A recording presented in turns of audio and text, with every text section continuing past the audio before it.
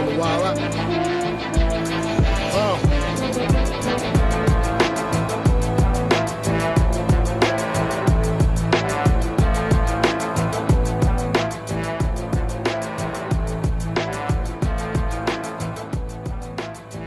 Welcome to another edition of The Fixx.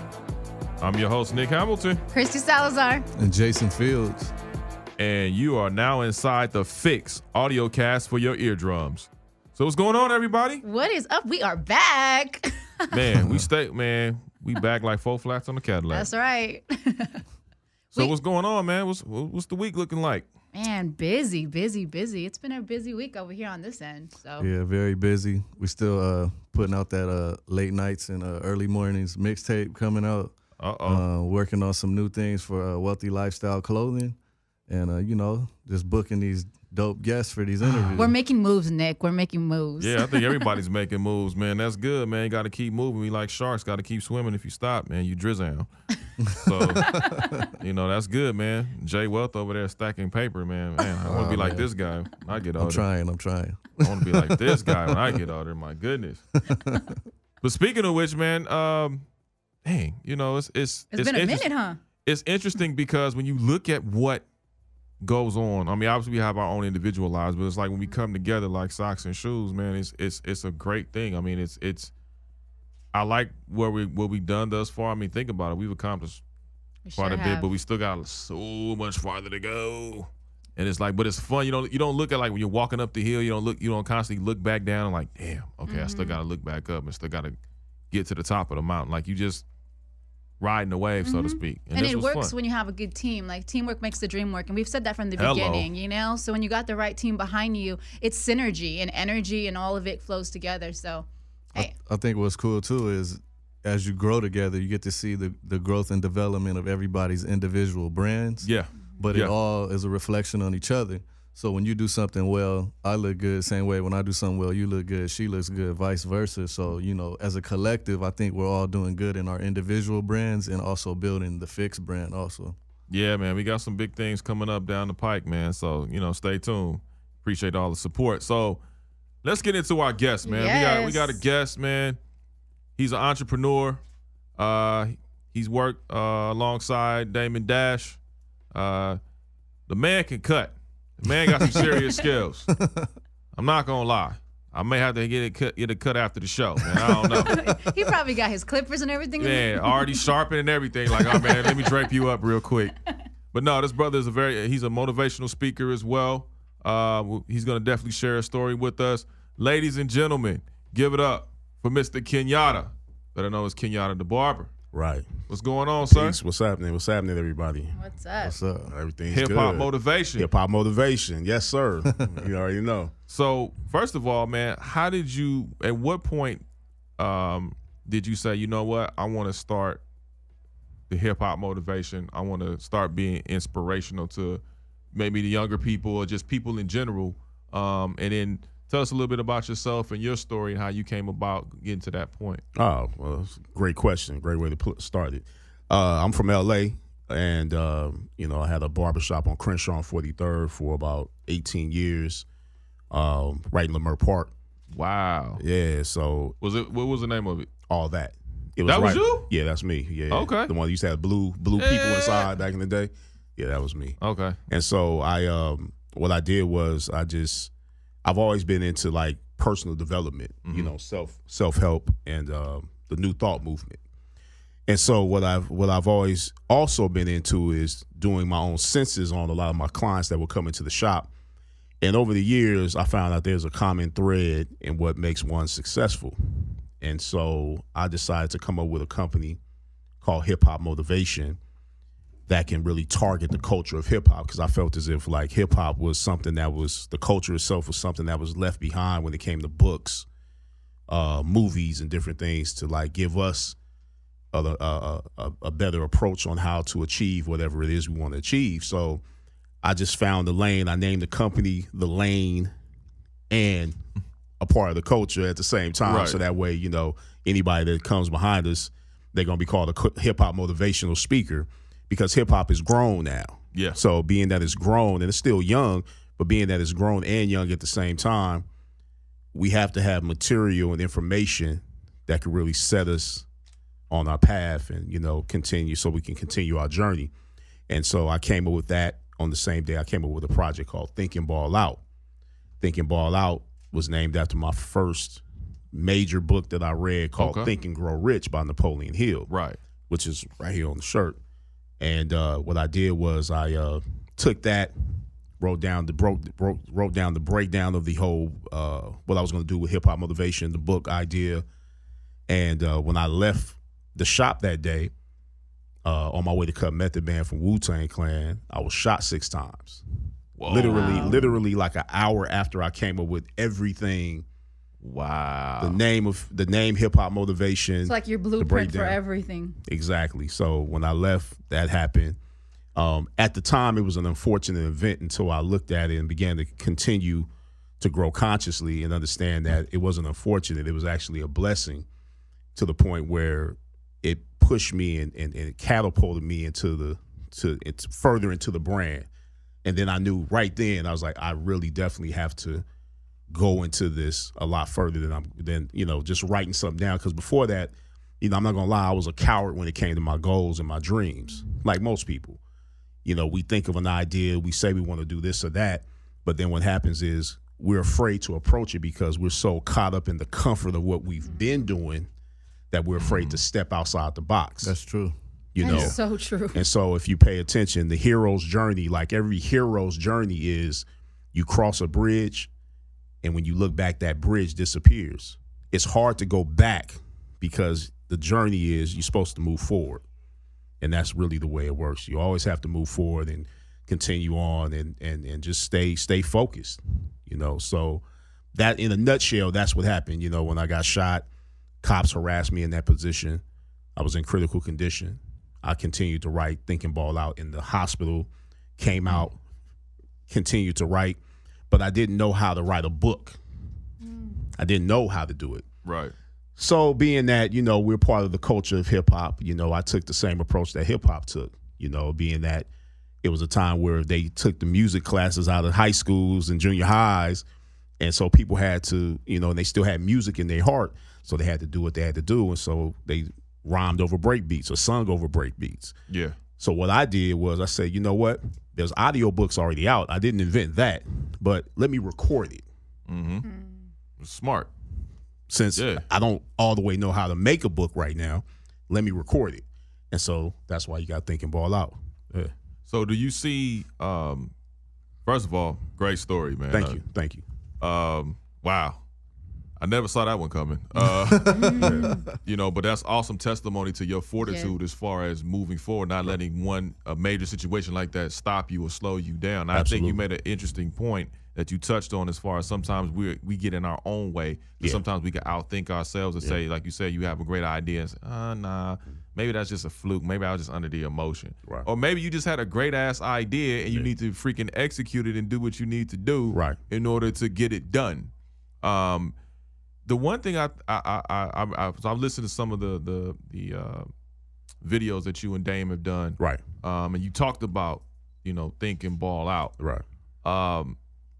Do you see yourself doing almost like at some point a movie to it, as far as touching on what you just said and but incorporating other people's stories and things that Right. Well, what we did was we filmed a movie called The Secret to Ballin'. Right, I remember you saying that. Okay, now, so The Secret to Ballin' is connected to Think and Ball Out. Gotcha. So, on Think and Ball Out, what I did was I did an interview over 12 years ago with Dame called The Secret to Ballin', because I would go through and I would always, go through and cut the whole Rockefeller crew up from Kanye to all of them. Right. But Dame, he was always the most vocal person when it came to circulating knowledge back to people. When you're around Dame, it's interesting because even I'm seeing Kanye around him and Jay and different people, they just absorb him like a sponge. They just absorb his wisdom. Yeah. So what happens is he's spitting all this game, but I would go back to the barbershop and try to tell these guys like what he was saying about business, and it would turn into I would be fumbling and stumbling. So what I said, let me just interview this dude so they can hear it. So I put that on The Secret on Think and Ball Out. That's our first movie, starring Snoop Dogg, Dr. Michael Bernard Beckwith, RZA, Redman, Faith Evans, Kelly Rowland, and so on and so on. And with that movie, it's just we asked every individual the same question about success and how they became successful, and it worked out. And so Thinking Ball Out is actually getting developed right now. I'm working on the script. Okay. I just want to make sure it's right, because that's sort of like, you know, it's your firstborn. So you want to make sure that it's right. You want to make sure that it has everything it needs to really deliver. How did you soak up the game from Dame? Because obviously we know his, you know, looking at everybody knows the financial situation. Right. We know Jay where he went. Right. We know Kanye where he went. But then Dame was kind of left out in the ocean, so to speak, to himself. Yeah. And then obviously he had the financial issues or Right. what have you. Right. How did you separate from what everybody else is saying, like, oh man, you know, Dame ain't popping right now, he ain't Right. doing this, but you still soaked up the game. Right. And you still decided, you know what, this is a dude I'm gonna still listen to, regardless of what his financial situation or what his personal situation may be. How were you able to decipher this soaking in the knowledge and then be able to disseminate that knowledge, like you said, back to your homies or back to your family or whatever? It's a great question, man. You know, I think it has everything to do with me being conscious. You know, I'm one of those people, I don't run from knowledge no matter who it's coming from. You know, I get knowledge even looking at my children. You know, I get information from them. You know, you could get information looking at a crackhead hustling to up on a few dollars to get a hit. If you really pay attention to it, you know, him making those moves to get what he desires to have, whether it's good or bad, it's an approach that he took to come up on what it is that he wanted to come up on. And so I just paid attention, man. I mean, hearing about that stuff and then being around Dame at the same time, it was weird because it didn't look like that. He's still living in mansions. He was still eating okay. He still had a chef. He was still chilling. He still could go where he wanted to go and do what he wanted to do. He didn't have to rush off at 6 a.m. and go to work, you know. And it was interesting because it gave me a firsthand glimpse at how publicity, like the press, can make something in someone look a certain way, but it's really not like that, you know. And besides that, I just never been one to get caught up in what people think about somebody, man. Like I said, just I'm a student of nature. I pay attention to a lot of different things and everything on that level. You know what I'm saying? So what has been like your family's reception back to all the things that you've accomplished, all the things that you've overcome, and where you're at right now in your career? My family's perception, like, will start with my children. My children looking at me like, wow, like, you know, daddy's doing things. And, you know, I had my daughter one time, you know, asking me if I thought she should write. And, you know, my approach with my children is I want them to be who they are. Yeah. I want them to stay on their path. Because I do something doesn't mean they have to do it. Because I know something don't mean they'll know it. Yeah. But I share everything that I have and I take in with them in order to just keep them on their journey, and just keep them, you know, balanced, you know, because everybody wakes up at different times. It's just like this morning, you know, your alarm clock might have went off at 6. Mine's, I ain't gonna lie, went off at 8:30. Yeah, mine's just like 3:30. 3:30. Yeah, mine's went off at 8:30. Yeah, mine's at 6. I'm jealous. Everybody, and so with that analogy, if you look at it, everyone wakes up at different times. You may be able to hear the same thing, but it doesn't mean you're going to wake up. Right. And some people will be upset with you if you're trying to wake them up. Yeah. And so my approach is I'm never one of those people I'm trying to force what I know on people. You know, I feel like, you know, when it says when the students are ready, the teacher will appear. I always look at that approach. And so that was the same approach that I used to put out those hip hop motivation videos, which Dame wasn't really, you know, in the beginning, he didn't know nothing about it. I was just putting it out there for the hood. I'm going to just keep it real with you. It was strictly for us. Yeah. The culture, but hip hop. Sometimes how it start. That's how hip hop started. Yeah, hip hop and it was block parties. You exactly. know what I mean? It was just like I felt like we needed that more than anybody else because not often do you get a chance to talk to an entrepreneur or hear his honest perspective. Usually, what people do when you see these interviews with a lot of people, man, and I'm not calling nobody out or saying nobody in particular, but they talk about the surface stuff and they don't talk about the internal work that it takes to really achieve things. For real. Because it's not flossy. It's not flashy. Yeah. Like, people the personal development, the core of everything. The core of everything. How did you get there? Yeah, and it's like you had, like, Dame is like the perfect person to talk about the glamour and the glitz because he's honest. He talks about the That's what the Culture Vultures book, which is coming out soon, is talking about. He talks about how he took Kanye West off stage and Kevin Hart and Jay-Z and, you know, the work it took and him doing all this work and then to have his company snatched from him. Mm-hmm. Just think about that. Like, you did all this work, you built the house, laid it out, you did the blueprint, you went to the meetings, you talked to the people, you went to Home Depot, you was doing all this stuff, you buying all this stuff, and then all of a sudden your house is snatched from you. Yeah. Because, you know what I'm saying, one of your tenants, one of your artists decided, you know what I'm saying, to do something with someone else that was against the whole independent movement in itself. And he just wanted to stay independent, and, you know, Jay wanted to go corporate. So do you guys kind of feel like that you guys are both like boxing like coaches for the like the hood, the hip hop community? Like you guys are that voice and that like when you watch a boxing match, they go to, you know, when the round is over, they go to the corner and then they have their man telling them, you know, you need to do this, do that. In a sense, you guys are kind of like that for people in the hip hop culture, people that want to be motivated business wise and things like that, with your videos that you guys are putting out. That's interesting, man. I you know what? I think, you know, I'm gonna keep it real. I don't really look at it like that. You know, I look at it sort of like, you know, if especially when with me, maybe Dame looks at it like that, but for myself, I look at it as if I'm just gonna supply the information as I learn it and as I come across it. You know, God willing. And my whole approach is it's really not to be followed. It's for people to wake up within themselves something by doing research and further educating themselves on what's being said. Because you can take someone's word for something, but the whole process is about, you know, everyone's journey is not the same journey. Because you follow exactly what Dame says doesn't mean it's just gonna work for you. You know, he just happened to have, you know, some drug income coming in, and he flips some, you know, I mean, everybody doesn't have that.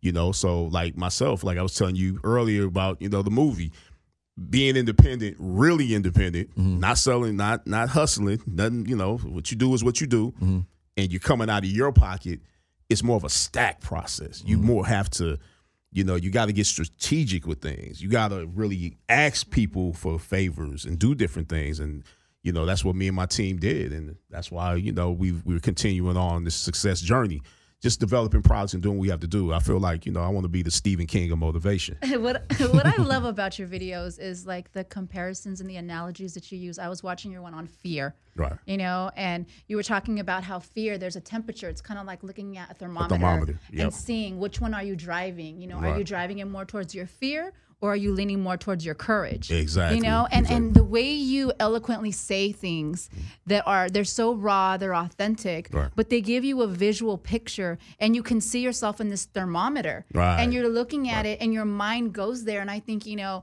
motivational speaking is something that it's a gift. You know, it's a gift because you have to be able to really engage and resonate with your audience. Yeah, definitely. And when you're able to do that and paint that visual, it's so strong.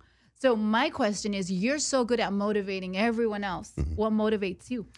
What motivates me more than anything else is just understanding that, you know, the way life, just really paying more attention to what's really real. You know, being in a position where, you know, like I literally died and came back to life, and feeling that feeling and understanding that no matter how many jobs you work, no matter how much money you have, at the end of the day, there is one thing that is exactly that we all exactly hold in common, and that's death. We will see that day. And I constantly ask myself every single day, and I've been doing this since the day I was laying on that ground, not able to breathe, bleeding, harassed by some punk cops, is, have I done all that I was supposed to do today? And if I died today, could I actually look back and say I did it the right way, or I did everything I could do? Because in that position, it's funny because I tell my children this, in that position when I was laying there, I was thinking, because I had just dropped my kids off, you know, at home, because my daughter was looking a mess, and I was like, you can't go with me looking like that.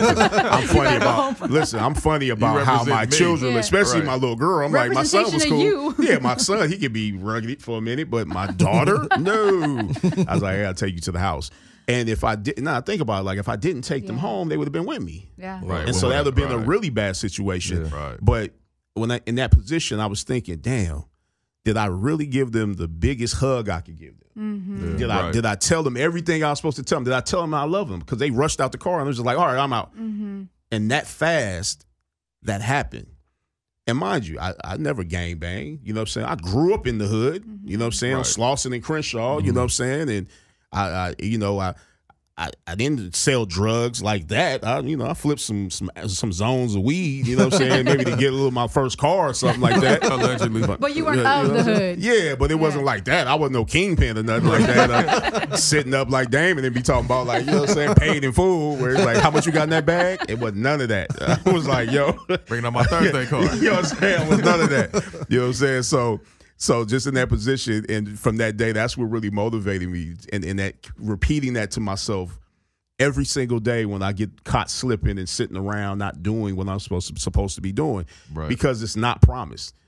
Like I was in a position of looking at no more tomorrows, and that's what changed my life. And you look at it, and I mean, what a tragedy turning into a testimony. Right. You know, when you look at the full circle picture of it, you're just like, wow, like look what came of that. Exactly. And because of your pain in that moment and the treatment that you received, you could have got bitter, you could have got ugly, you could have had that tainted mentality. Oh, yeah. You know, it would be so easy to go that way. Oh, for a minute I was there. But you used your platform. I was there for a minute. I'm not gonna lie. Like when I first got out the hospital, I remember going to the shop after that.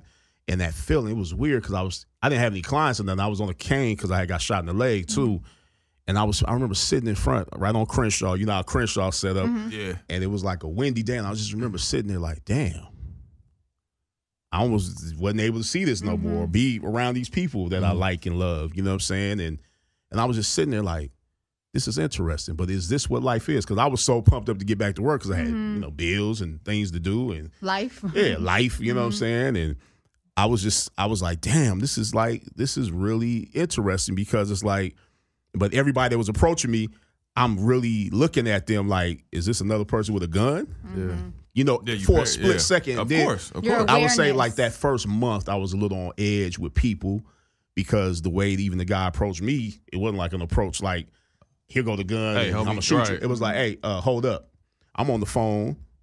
I'm going in my gate. I'm thinking somebody say hold up and you're going in the door. You thinking, okay, hold the gate. Yeah. He might got some furniture or something. You know what I'm saying? And I look over, blue bandana, LA hat, gun in my face. I hit him with the gate because I had to get up out of there because he was going to shoot me in the face. He stumbles, starts shooting me, bam, bam. The first bullet that hit me, when I felt that and I thought about it, I was like, being sarcastic as I'm like, really shot me? Like he just shot me. Like it hasn't resonated. I just got hit in the back over here. Like, wait a minute. This ain't right. Like, what's going on? Bam, I felt another one. Bam, I felt another one. I'm like, wow. And it feels like it sounds. You know what I'm saying? Don't let nobody front and say, oh, you just burn. Yeah, it burns, but it'd be like, you don't want to be in that position. You don't even want to imagine that for yourself.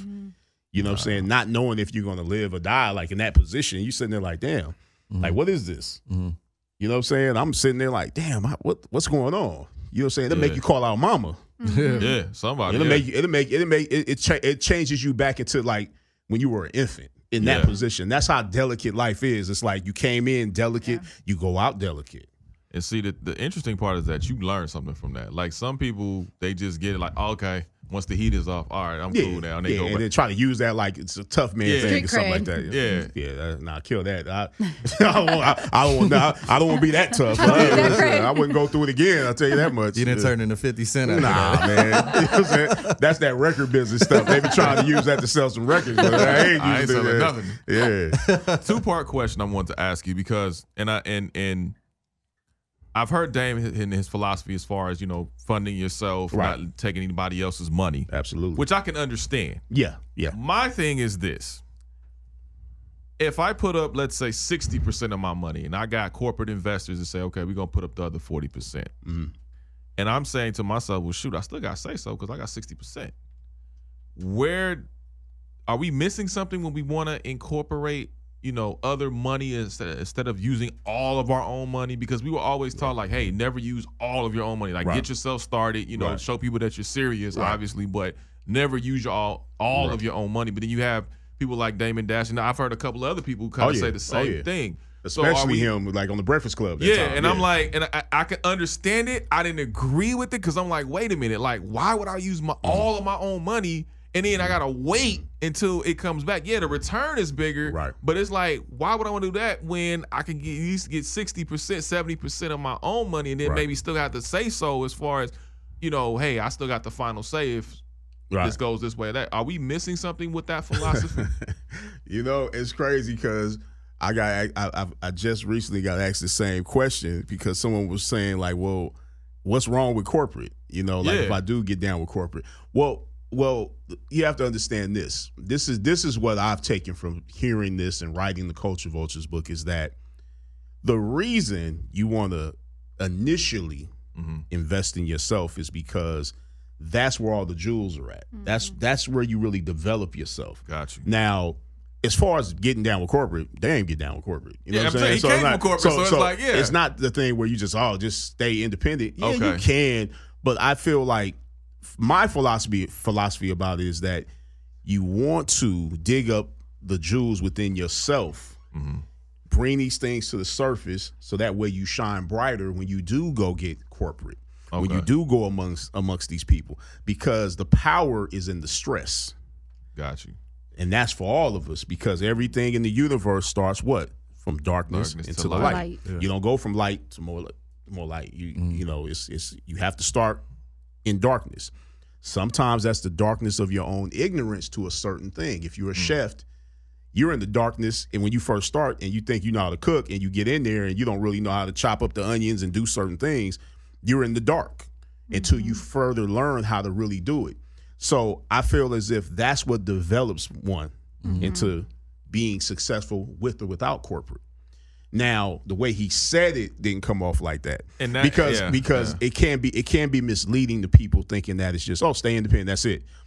Yeah, you can, but I firmly believe that all development starts initially with yourself. You have to put in, you know, you say you put in 60, but initially you really want to put 100% into what you're doing, and then if you take that, you give them 60 of what you're doing, or you come in and say you take 40 from corporate, that's cool. I don't see nothing wrong with that. I just feel as if but you definitely have to develop yourself at first, you know, because everything starts from darkness into the light. Right. Because I mean, see that the way you elocuted that statement, I think, and I would love to have Damon come on this show and really explain it, because I think, like you said, when you watch it, he didn't really explain it. I don't know if he had time enough to explain. He'll explain it the same way, right? You know what I'm saying? It's gonna be the same thing. But I'm like, you need, and I will tell him the same thing. Like, dude, you need to break it down, because there's a lot of people that do listen, and so they take that message and they're like, oh, well, I'm gonna be a boss. And I'm like, wait. We have videos where I asked him that question, and he broke it down, but it was the same. And that's I think that's the message that kind of gets lost in translation, because what he's saying is interesting and is very, very good, but it's like you say somebody has a boss. It's like, well, dude, everybody got a boss. Now, let me tell you that. Now I'm going to explain that. Now, that was a great thing that he said that. And it's not the truth that because you have a boss, that's your daddy now. You know what I'm saying? Like, hey, daddy. Hey, Mr. Elvis. I mean, daddy. I mean, you know what I'm saying? You don't have to do Call that. Me daddy. What I'm saying is, I got one father. Hey, you got one father. I'm just making some money over here. You know what I'm saying? But I'm saying that was so good because still to this day, that was how many years ago? Like 2-3 years ago? Yeah, about 3. That's the way learning comes from conflict. Yeah. If you ever think about when you really learned something, it was because it conflicted what you already knew, or where your understanding was. There we go into the darkness. That darkness has to be embraced in order to come into the light. It has to be embraced. I think what he was really trying to get the message across was not to be so content where you're at, but to think, go ahead, like, okay, right now we may be radio hosts, but let's think, let's own a station and bring in new hosts. So I think that's what he was trying to say. He was saying, don't call Ski daddy. You know what I'm saying? Don't go up there and be like, hey, daddy, I mean, Ski, hey, brother, how you doing? You know what I'm saying? No, just keep it simple. And that's the thing, like, to me, like I said, I mean, you know, you're not going to agree with everybody. Obviously, none of us are going to agree 100%. But that's what's good though. That's how you learn. Right, that's exactly. That's if you agree with everything I say or anyone says, that means you ain't learning. Yeah. It's just something you already know. And you're a yes man. You want people to flip that light switch on. Get your brain going, the wheels turning. That darkness where you like, I didn't know that. I didn't think about that. How did they make like for instance, how is life? How do they just keep life good and death is bad? How? When everybody goes there and everybody, that's just a part. That's you return back to which you came.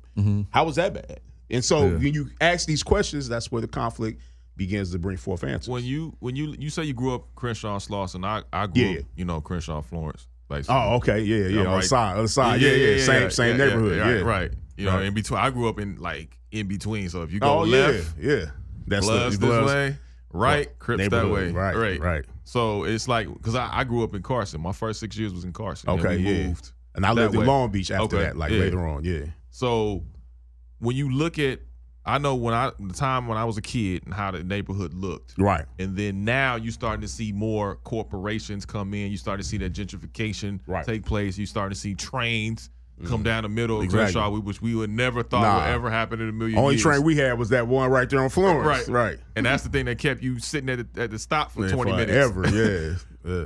What do you say as far as if you're an entrepreneur and like you see what Nipsey Hussle's doing, like buying up the block and buying up businesses and creating businesses for his people and for himself.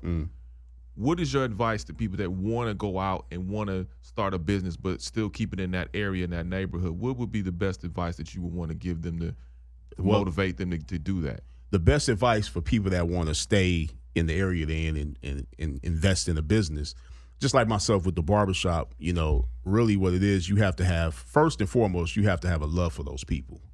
Because the hood ain't friendly if you ain't got no love. If you just snatching money from people and you ain't really showing that you really respect this person or you like this person or anything, you're gonna have problems. So first and foremost, love for the self, love for the people, and then what happens is you begin to do a business that can supply and support and help the people. If you've been doing a barber or a mechanic, whatever you're doing, then it's a great thing. Now, if you coming in there like, oh, I'm gonna just come and take and get up out of there, that's a problem. They want to be able to tap into the element of being a giver. See the whole process of anything in life, because if you can ask yourself this question: everyone that's taking from you, you get away from them eventually. They wear you down. It's you're not getting anything from them, but this and that or whatever. But it's like, it's just, don't be a taker, be a giver. Go into any business you're going into with the mindset of, what am I giving to receive what it is I want to receive? Because if you give enough people what they want, you receive what you want. It's just the way it works. What role do you think, I always say, barbers, hairstylists, they play a therapist role a lot of times. Absolutely. I know for women, maybe the men the same, Yeah. but there's always this intimate connection. Yeah. You can share your soul with the person. Yeah. What role do you think your communication skills as a barber and in that part of your journey has played in your overall motivational speaking role? It's helped me tremendously, because in the barbershop, I do more listening than talking. So that's really how I built my own communication skills, from not only just listening, but reading, doing my own research, because reading, we've heard this since we was kids. Oh, reading helps you speak better. You think better. And it's like, it's mental calisthenics. But listening, concentration and listening are two things that it's hard for the average person. I would say 90% of people have a hard time listening fully or concentrating fully, which is a part of listening. So I think listening is like the best tool I could say that I've used to really build my skills, because, I learned that, just like LL and TT, when you listen, you learn, when you talk, you teach. And so I just really go with the approach of listening. And I've developed my listening skills from listening to audiobooks, over the years. And, even though like my homeboys used to get in the car and I have like Napoleon Hill on, some corny sounding white dude talking like, oh, no, when you go into success, and they be like, man, what you listening to? And that's what really made me create Think and Ball Out, as well as the Secret to Ball and Journey audiobook, because it was like, they used to be like, man, what you listening to? We going to the club and you, and I have to hurry up and change my CD back when the CDs was cracking like that on my iPod, you know what I'm saying? And so that's what made me change. Go back to being cool again. Yeah, because it's like, it sounds corny to the hood. That's what really made me do. I was like, I couldn't really see too many of my homeboys just sitting up listening to Napoleon Hill. What he's saying is valid, but it doesn't have the undertones that he's talking to people from the culture. We talk different. Anyone that likes hip hop, you're from that. If you grew up in that era, you're part of that culture. Yeah, I grew up in the G-Funk era. Yeah, so it's just like it's just a different thing, and so it's like it's a certain warmness to it, you know what I'm saying, and a coolness. Yeah. And so, you know, for me, practicing listening was the most important thing to developing my skills on any level. So listening is very important. Being that you've cut so many celebrities' hair, what is the one cut that stands out the most, and the interaction from that cut that you took the most from, or something that was just funny or odd? Oh, man, there's so many funny situations. Like I remember one head time, shapes? I mean, I'll go with a bad one. I remember one time, and Meth probably like he knows about this one. He had to go on. He was doing Punk'd or something for MTV, and if you look back, because he was like he thought he was getting punked because I messed his mustache up. But it was because he was moving. He was playing Madden at the same time while I was cutting him. But he was like, oh, he got excited, and it nipped him down. And he ran and looked in the mirror. He's like, and he looked around. He was trying to see if there was some cameras around. He was waiting. Yo, it was crazy. Yo, he was looking around. Ashton He's like, you trying to punk me? Is this a? He's like, they got contact with you? I was like, nah, you just moving too much, man. Like you just, you know what I'm saying? Here we go, Dame, same thing. Because Dame would get up with the clippers on top of his head. Like I've had Dame literally, like I'm shaving his head and he jump up and the clippers fly out of my hand. I gotta catch him. Like how you saw him when he was in backstage. Yeah. He does that. Oh, when he was going off on. Let me ask you a question. He'll get away from you and he'll be like, damn, just let me finish so I can get out of here. Let me ask you a question. Like, you know what I'm saying? Like you be like, sit still, like relax.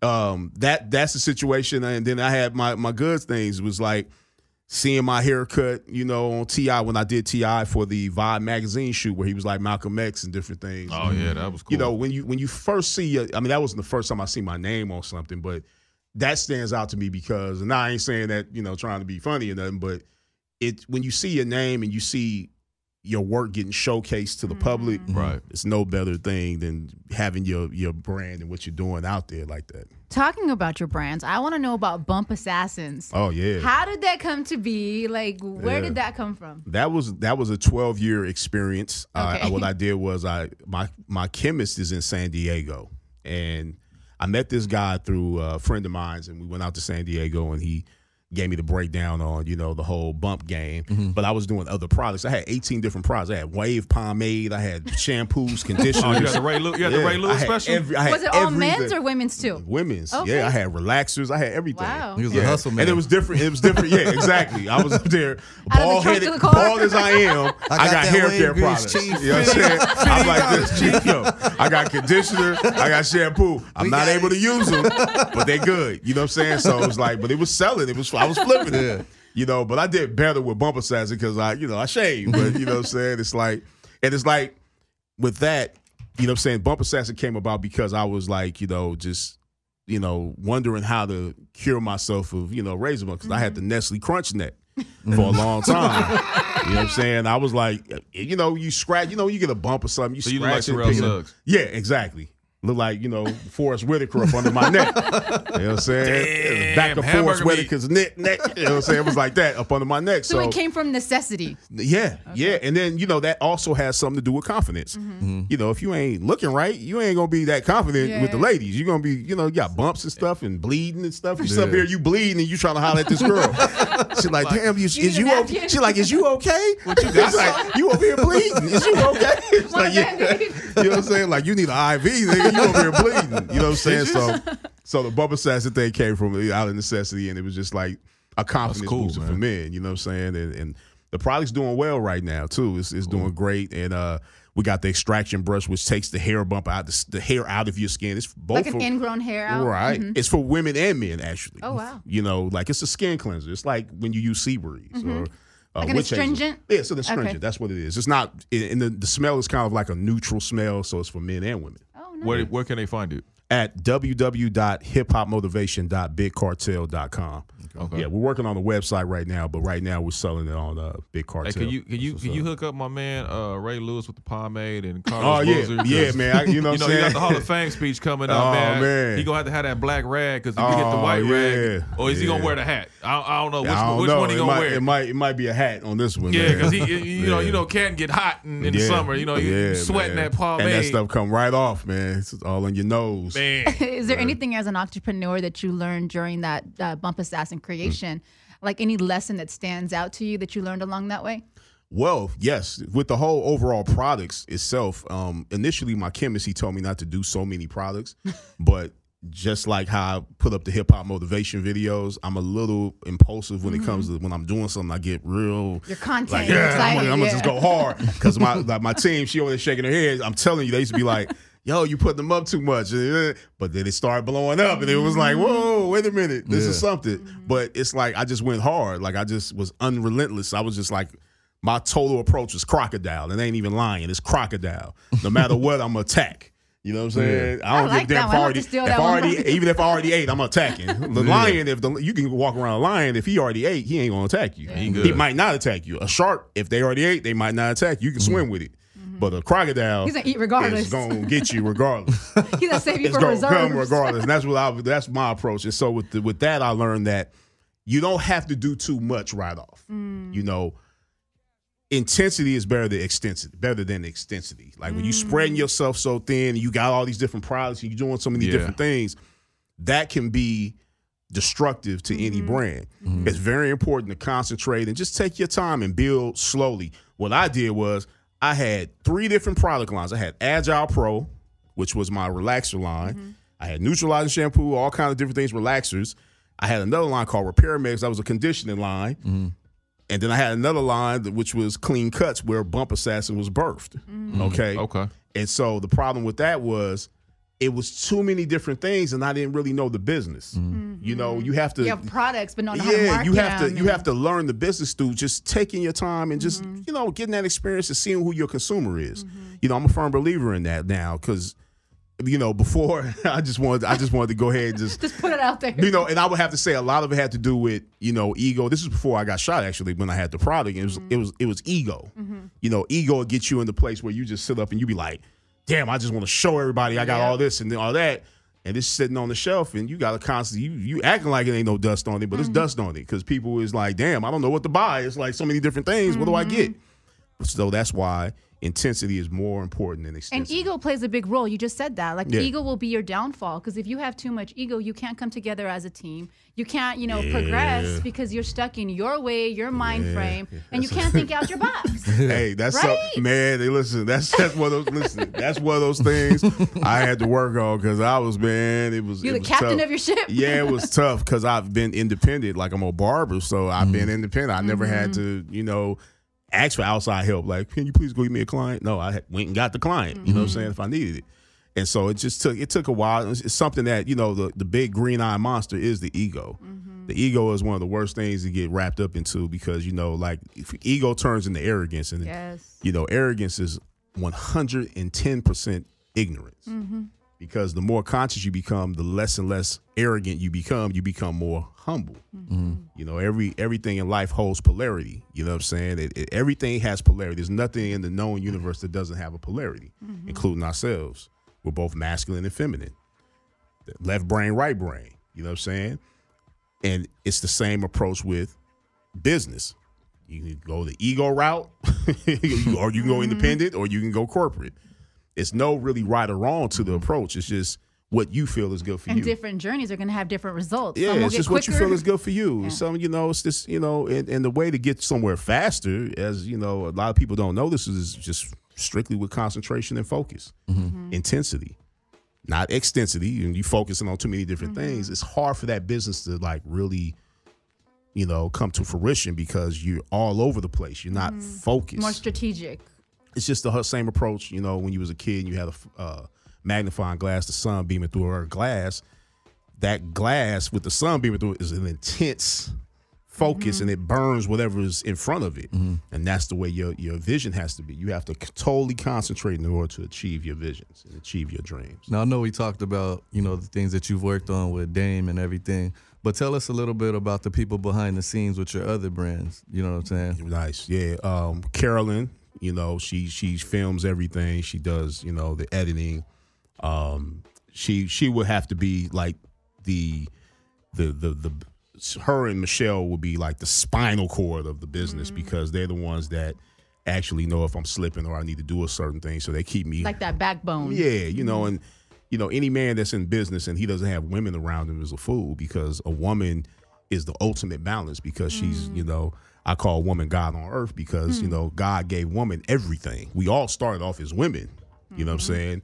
Initially as the little tadpoles, little babies, little fetus, you know what I'm saying? But what happens is women have a different thing that, you know, sometimes men, you know, they don't, not all men, but, you know, most men, it becomes like they become in competition with each other. That ego. That ego rules well, their woman's testosterone. gonna let you know what's going on. She'd be like, look, you tripping. She say it like this, don't do that no more. Yeah. You talking about such and such too much, or you doing this, you know, and so it keeps me on point. And sometimes men tend to gossip more than females. What? So, you know. You don't say. Oh man, The world is changing now. Breaking news. Yeah, I think so us breaking women news. have to break it down and be like, you know what? Don't get on that level. When a woman tells a man he gossiping or something, oh, that's like the ultimate. You get mad, you get puffed up. Like, what you mean I'm gossiping? I'm just talking about 50 Cent. I ain't. You know, I'm just saying. Yeah, I'm just saying. Circle. I'm just saying he ain't. You know what I'm saying? He ain't that tough. You know what I'm saying? Oh, nigga, you gossiping. I mean, when you look, You competing. why you over there? Why you meet people? Yeah, like I'm just, you know, I'm just saying. How much you spend money on Yeah, man, exactly, you know? exactly. When you look at today, like when you look at like athletes and how you see now they're kind of controlling more of their own destiny, and I mean by that like financially. Right. You look at LeBron, you look at Kevin Durant, you look at Kobe, guys like that have really taken their brands for themselves, even though they connected with corporations. Of course. Do you feel like at times, because I look at like LeVar Ball, who I like to call Puffy Knight. Yeah. My man be out there like Yeah. all in the videos. Yep. But I respect him for having the idea of trying to understand and put generational wealth out there. But do you feel sometimes that people can get in their own way and kind of talk too much instead of just doing more execution? Absolutely. Because I feel like, cause, you know, because I mean, even like when we talk about LeVar Ball and what he's doing with his kids, which is absolutely great. But I think sometimes he gets in his own way, because sometimes you can say things maybe at the wrong time or rub the wrong people, you know, the right people the wrong way, and then it kind of they take it out not necessarily on you, but they take it out on what the byproduct is, which is your children, who have to face this stuff day in and day out. Do you feel like sometimes we, and I'm saying as humans, get in our own ways and just saying, you know what, let me just fall back, let me just execute instead of just being so quick to tell everybody your damn plans? That's a great question. Yeah, I absolutely agree with that. You know, that question. I have to say again, it goes back into ego. You know, we get in our own ways based on our ego, and you know, we do a lot more talking than listening, and that's what can kill your brand too, because you know, if you're not able to deliver, it's gonna be a problem. You know what I'm saying? Like if his son doesn't deliver this season, it's gonna be he talked all this stuff and look what's going on, or he's hurt now. Like he ain't that tough, he ain't that good, you know. And so I just feel like, you know, and I've been around people that have gotten in their own way. No saying no names, but I know their own downfall. Listen, your mouth can write, like they say, or your mouth can write a check, your ass can't cash. Hey, that's true. You know, we heard that saying. That's an old school saying. That's right. That's grandma saying. You mess around, you know, you can write a check, you can't cash. What role do you think that presentation plays in a business owner and a CEO? You know, the presence that they bring to the community, to their audience, to their customer. What role do you think that plays in overall branding? That's the most important, because, you know, when people initially see you and how you handle things and how you approach whatever it is you're doing, that's the most important. It's called personal development. The skill that's developed from that, you have to, you know, take time to develop yourself and develop your own skills, whether it's people skills, selling skills, buying skills, you know, whatever it is you're doing, you have to develop yourself. Or that's why it goes back into what he asked about being able, you know, is it important to stay away from corporate?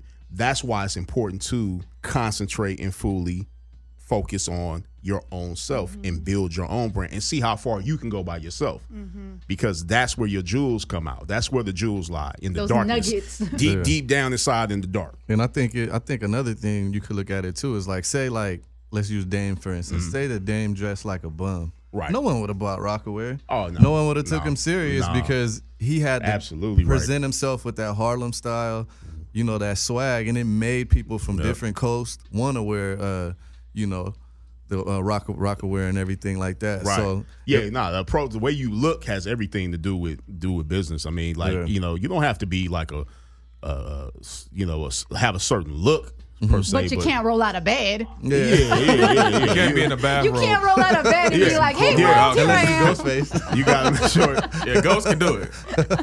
Yeah, you gotta make sure. You gotta make sure you definitely like, you know, your presentation is on point. And I learned that, you know, it's funny because I just took the same thing in Mackin and put it in the business because like when we used to go to the clubs, we used to go to Century Club. You know, I used to tell my boys, my father, he was a gentleman of leisure at one time, you know, known as a pimp, you know, before he met my mother. And so he used to talk to me and my brothers about certain things on how to talk to ladies because I was so, that's where all my questioning came started. Like I was able to ask my mother and my father anything from sex to, I didn't have those parents that were like, just shut We up. don't want to talk about it. My mother is like a female Damon Dash. Okay. Like I always, So I she's tell straight, her, she's blunt. She's blunt. You can like when I was 5 years old, I could ask her about a period. I could ask her about anything, anything. Yeah. I could ask her. I could ask her how many people, who was she with, and how did, and she would tell me everything. Open door policy. She never lied. You know what I'm saying? dope. And so that's the same approach I take with my own children. You know what I'm saying? And so when my father, he used to tell me like, you know, the way like they, you know, they would get women, like, well, pimps. Because I know people, you know, they as soon as they hear that word or they hear sex, they get, oh my God. But how is sex bad? And when we all came and started, you know, everybody in this room, everybody in this room right now, if there was no sex, we wouldn't be here. Everybody in this room came from what? 2 people having sex. As bad as we don't want to think about as nasty that. as that sound, Bumping uglies. everybody came in from 2 people getting together. Let's just say it like that. So why is it bad? And that's how we started. So, but he would tell me that the first thing, you know, is that self-belief. Self-belief, and then, you know, from self-belief, you begin to dress the part. You gotta look the part. I was going to get manicures. My father, when I was like I was like 5, my father would take me, he'd go get a manicure. I'd be like, yo, and all these women in here, I'm sitting there like, damn, but he was, you know, compared to me, he was extra smooth because that's what he came from. His own. Yeah, he came from that, you know what I'm saying? And so, but the first thing he told me about that approach and just being able to attract the opposite sex is a self-belief. You could have paper towel clothes on. You could be 500 pounds. You could be short, midget, whatever, stupid, whatever. If you don't believe in yourself, there is absolutely... Because confidence is sexy. It's impossible to approach anything unless you believe in yourself, right? And so that's the same approach I take in business. Like, I don't do anything until I believe in it first and foremost, you know, and so that's why we took on even like the Culture Vultures book. I believe that it wasn't so much about money, it was that the fact that I believe that getting with a guy like Damon Dash and documenting his movements would do the culture some justice because they get a chance to see that it ain't all sweet. It ain't all just, oh my God, just money coming in. It's you got to work. You got to put in the time. There's passion behind it. Yeah, you got to put driving that. You got to put in the time. But it starts with self-belief. How you feel about yourself, whether you know it or not, it always reveals itself. Haven't you been in the room with people before and you be like, damn, like the energy is bad. Like this person is like, you walk in and be like, oh, this is like, it's toxic. There's some gangbangers up here. There's something heavy going on. You know what I'm saying? I'm gonna turn right on back around. Yeah, exactly. You know what I'm saying? The air stuffy. Look, and in LA, we all know you have to approach everything like that. You have to really pay attention to the vibe of situation. You can't just walk into a group of men because they might be looking to eat you out there real quick. You know what I'm saying? You got to make sure, you know, it's the right situation. So you pay attention to your surroundings. But back again, self-belief. How you feel about yourself means everything. And that goes back to personal development. How much time do you really research and grow yourself to see how are you developing? How do you challenge yourself to get outside of your box? Yeah, that's where confidence comes from. It's like the more you know and the more you add to yourself, you know, it builds confidence in whatever line of work or whatever you're doing. You know, like you know, disbelief comes from the things you don't know. You know, your confidence is based around what you do know. And so the more you research and study and educate yourself, no matter what it is, if you trying to be a pimp, I'm not here talking about we ain't talking about moralism here, because it's not the world. It's not about moralism. Right. Whatever you choose to do, be the best at it. But being the best at it comes from education. Just like what we talked about earlier with most of these rappers out here. What we say? Like they don't really study. Don't know. They sound whack because they don't study the past. Exactly. That's where it comes Well, from. knowledge is power. Knowledge is power. You know? Absolutely. Last thing before I let you get on out of here, man. Thank you, first of all, for sharing everything like that. I know there's a plethora of other stuff we hadn't even tapped it's all into good, yet. Man. We'll come back. I'll come back. You know, Round two. It's a good, when you look at building your, obviously you had a vision of what your legacy you would want it to be when that time comes. Right. If there was somebody, what would you say to the younger you, where you are right now? What would you say to the younger you about the process, about just getting started and going down the pathway that you went down? The younger me, I would tell myself to take it easy. The ego, take it easy. Take it easy on arrogance. Take it easy on talking more than listening, you know, and continue to do research and educate myself. You know, a lot of times I had to learn through trial and error because I didn't educate myself, you know, and education is the key in everything. That guy over there holding the camera right now, he doesn't know how to use that camera. If he doesn't take the time, didn't take the time to go on YouTube and learn how to use it or read the manual, it's going to be a problem. He's going to mess something up. And then that from messing something up, you learn from that, but why go through that? Like, look at me right now. I'm bald-headed because I did not read the directions to the S-curl. The word is bond. That's where it came from. I didn't read the instructions, so it was destruction, straight up. And that's in, you know, you can hear more about that on my audiobook, The Secret to Ball and Journey, a chapter called Research. It's very important that you pay attention, you educate yourself. I ripped open the box, stuck the comb in the relaxer, combing it through. It looked good initially. Had my Jodeci thing going. The ladies liked it. But as I kept doing it, I was doing it every week. Didn't know you're not supposed to put a relaxer in every week. So you were slowly burning your hair off. Slowly. It was, man, what? It was like Velcro. It was like, messed around, looked like Homie the Clown. Had to cut it off. Wow. That's how my bald-headed thing started. Because I had no choice. It was looking stupid. So it never grew back? Yeah, around the sides. Okay, It's like a little sunroof type thing going on. You know what I'm saying? Like now I'm like all the way going. Yeah, it's an Atlas, yeah. It was like, we call that the brains being blown. It's like, you know, like just it. Basically, I look like it. I look like it. Basically. Since it's on the screen in the movies right now, I look like it. That's what I did. Mine's the white skin. I look like it. Call it shit. We're definitely gonna need a round two on this one. Where can everybody find all of your material and where everybody can get in contact with you, man? Man, I'm more on Instagram than anything. I like Instagram. I like the flow of it. It's kind of fast. It's easy. They can hit me at hip_hop_motivator. And they can go on Facebook at Kenyatta Griggs, as well as if they want to get the products, as well as hip hop motivation t-shirts they see me wearing, they can go to www.hiphopmotivation.bigcartel.com. Come right to you. You can get Bump Assassin there. You can get the t-shirts. You can get the audiobook, physical copy of the audiobook, The Secret to Ball and Journey. We're also going to be having the DVD of the movie, The Secret to Ball and coming soon, as well as Culture Vultures, the book. And that's about it, man. Just, you know, shout out all my peoples out there. You know what I'm saying? Shout out everybody. There you go. Yeah. So on that note, we're going to wrap it up for this Thank you episode of The so Fixx. much. Thank you a lot for coming through today. Anytime. We definitely going to have to do a round two. Yes. That's all good. And, Oh man, Majorly motivated. And we got to bring in that special guest too, man. So both of y'all can be up in Oh, here, yeah, man. So, yeah. But you know, like you see me on the videos, what I do, I sit there quiet. You know what I'm saying? Because I let them give you that, you know, he give you that information. You know, you want to learn about business. This is a guy that made 300 million, 200 million, whatever it was. It's just listen to him. You know what I'm saying? He got it. But there's a balance. It's a balance, You know? divine balance. That's what it's all about. Divine balance. I like that one. man, balance them checkbooks. Yeah. That's the key right there. Thank you so much to our guest, Kenyatta the barber. Appreciate it. Hip hop motivational speaker, author.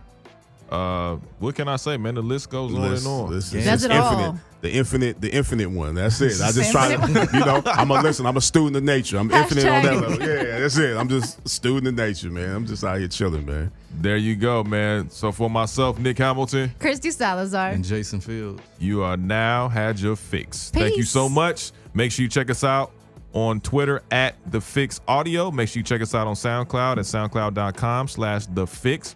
And every Wednesday, 12 noon Pacific time, 3 p.m. Eastern, as well as the re-air on Wednesdays at 11 p.m. Pacific Standard Time. Until next time, we out. Peace.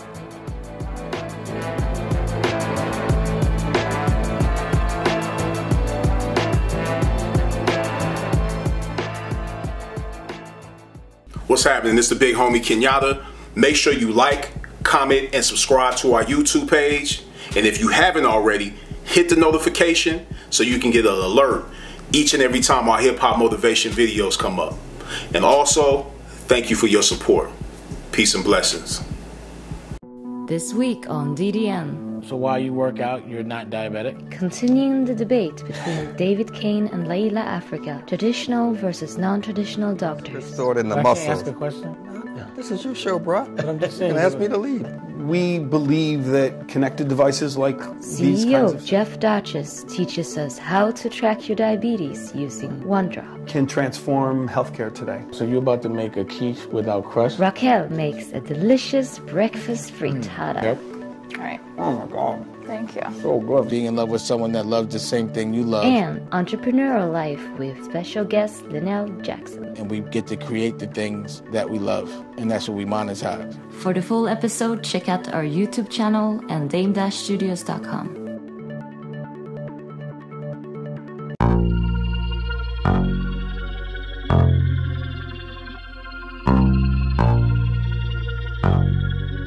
Listen, for mad years I walked around with my neck looking like a Nestle Crunch bar. I had to do something about it. What I found is that a razor bump is nothing but an ingrown hair that curls into the skin and causes the skin to become enlarged or inflamed, making it look like a bump. But it's not a pimple. It's a hair that grows into the skin causing inflammation. You have to remove that hair, and then you have to use yourself a nice skin astringent, something that can do the trick, something that can get rid of those razor bumps. So what did I create? Bump Assassin, organic skin astringent.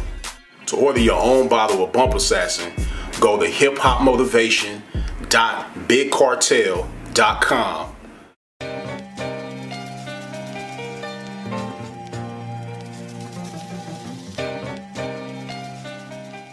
When you writing a book, Dave? I'm writing. I also have a book. You know, I have a book called Culture Vultures. Yeah, what's it called? It's called Culture Vultures. Have you ever looked at the hip hop motivations that I do? Yeah, absolutely. Me and Kenyatta did a book, and it's already written. He wrote it. We done with it, and I'm also giving it out in different ways. So it's gonna be an auditory experience as well. This is serious. The Fashion Game. Culture Vultures, the book. In business, Dame is a guy that's worn many hats.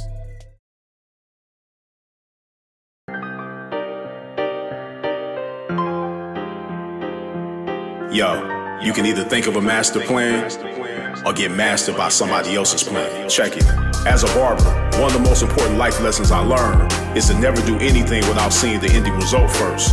Before I understood the value of seeing results, I used to waste a lot of time sometimes doing double work because I didn't have a vision of where I was going.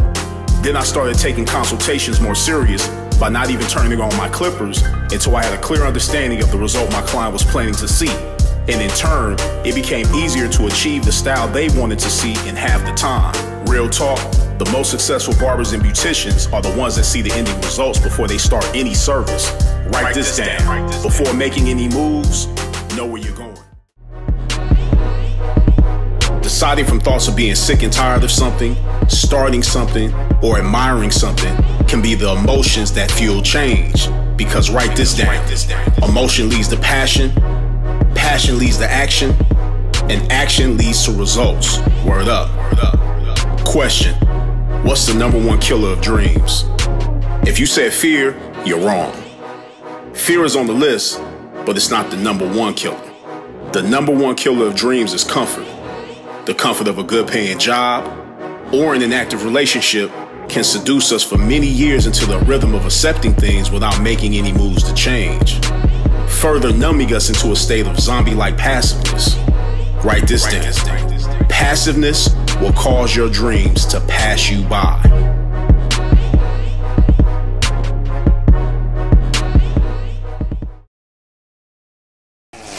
Dash thing. Nah, I don't want to chill out, bro. You know what I want to do? Believe in yourself. Build your own personal wealth. Then that becomes personal health. I think I'm rhyming. How about that? Everything go down here. Just just gotta, know what I mean, be a little smart.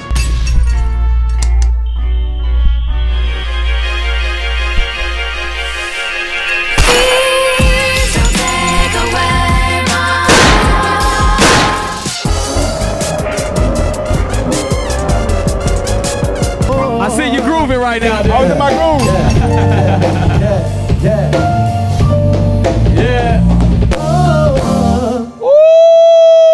I started daydreaming. I started thinking about something. I'm a musician. Yeah, exactly. I like to spend all kinds of money. Like the dollar, like the euro, like the pound, like the franc pause, I like the yen.